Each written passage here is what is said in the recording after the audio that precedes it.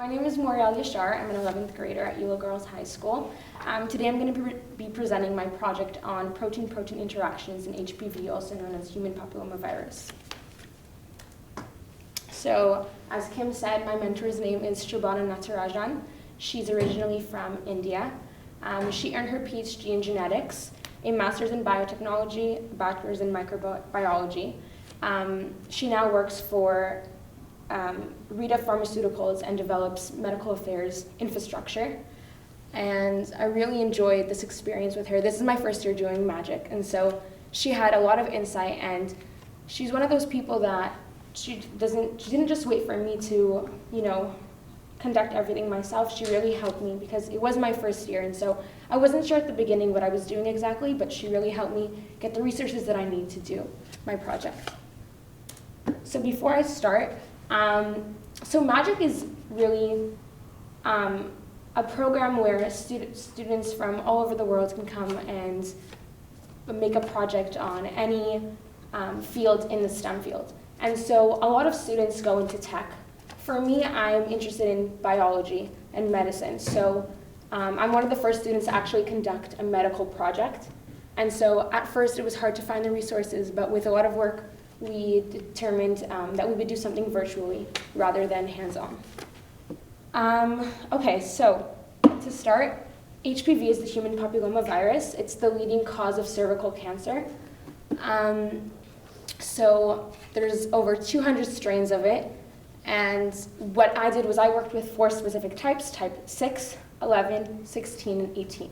So before I started, my mentor told me that 6 and 11 are known as low-risk viruses, and 16 and 18 are high-risk viruses. You may ask, what's the difference?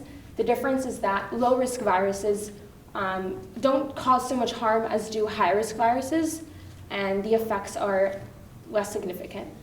And so I came up with the hypothesis that the low-risk viruses would have a lower protein-protein interaction than with the high-risk viruses, which would make sense because if you're a high-risk virus, then you're probably going to make stronger and more stable bonds with the proteins and the other chemicals in your body than with a low-risk virus.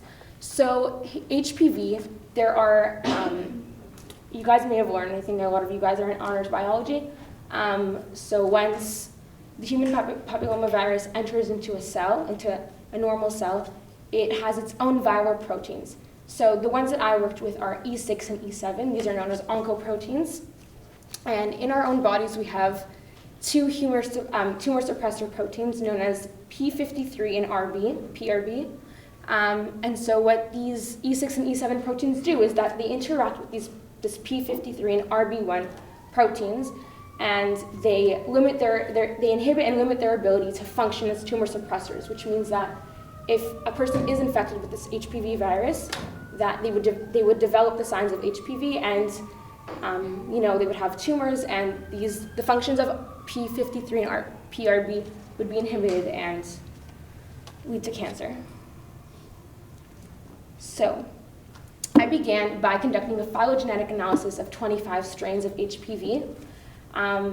So as I told you previously, I knew that 6 and 11 were the low-risk viruses, and 16 and 18 were the high-risk viruses. But I really wanted to see, on a phylogenetic analysis, a tree, what it would look like. So this picture shows the 25 different strains. And I discovered that 6 and 11 are 6 ataxa, and so are 16 and 18. So that would make sense because 6 and 11 are the low-risk viruses. They should have common similarity and have a most recent common ancestor. Same with 16 and 18.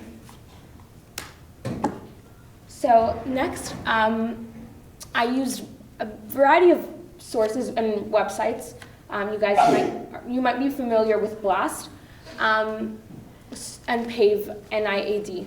So I found the sequences of P53 and RB1 and E6 and E7. And it was a very long process, but this was my favorite part of the project because I had all the amino acid sequences laid out in front of me on my laptop, and I would go through and match each one to make sure that they were either the same or that they had the same functional group. And the difference between if it's a complete match and it's a functional group match is that if it's a complete match, that means it's the exact same amino acid, but if it had a functional group match, that means it wasn't the strongest it could be, but it was still a stable bond that would lead to a higher interaction between the proteins. So what I found actually was that in the E6, so let's look at the left one.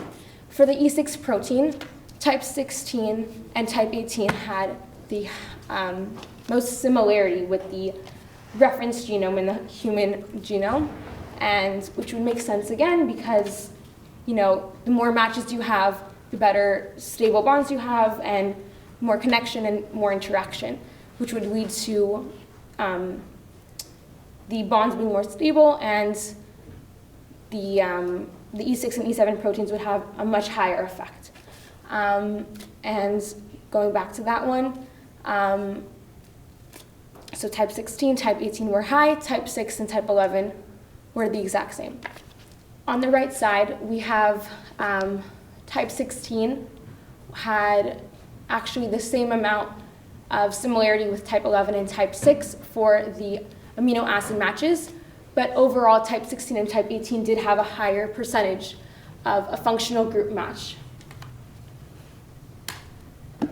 So after assessing all this information and analyzing and going back and forth, I determined that my hypothesis was indeed correct, and that the high-risk viruses versus the low-risk viruses had a higher interaction with their E6 and E7 proteins to the P53 and PRB proteins. And yeah, that's it.